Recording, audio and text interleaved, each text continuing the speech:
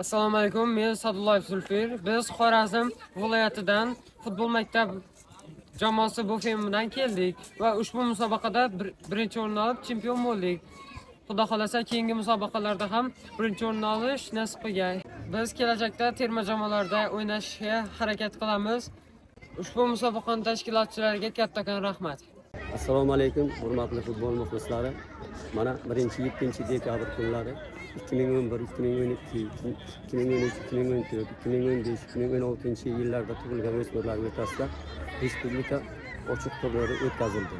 Biz ham Buxoro viloyati Jondor tuman 2-sport maktabidan 2014-2015 yilda tug'ilgan o'smirlar bilan qatnashib, bugun ana finalga chiqdik.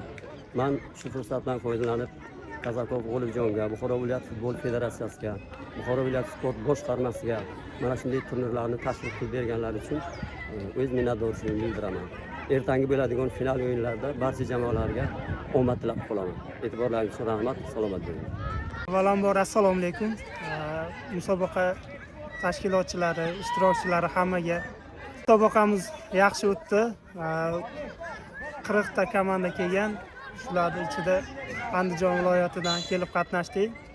Andijon sport maktabi o'quvchilari 2012-13 yillar o'rtasidagi musobaqada 3-o'rinni olishdi. Musobaqalar ko'rib turibsizlar va juda ham yaxshi, ko'tarinki ruhda o'tyapti. Hammaga rahmat aytamiz. Buxoro futbol assotsiatsiyasiga, barcha xodimlariga, shu yerda xizmat qilgan hakamlar, hammaga rahmat aytamiz. Sog' bo'linglar. Bunaqa musobaqalarni ko'p o'tkazib turinglar. Xudo xolasa keyingi safargi musobaqalarga ham albatta qatnashamiz. Hammaga rahmat. Assalomu alaykum.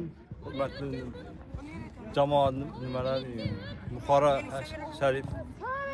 Mana tadbirga musobaqa kelganmiz. Konstitutsiyaga boshlangan. Shu tashkilotchilarga katta rahmat. Shu musobaqada kelgan jamoalarga ham katta rahmat. Shu bolalarga tajriba sifatida hammasi bilan o'ynab mana tajriba orttiryapmiz. Kelgan tashkilotchilarga va Buxoro viloyatiga hammasiga katta rahmat. Musobaqa zo'r bo'lyapti. Alohida g'oliblar o'ziga katta rahmat. Hammangizga musobaqada finalchilarga omad tilab qolaman.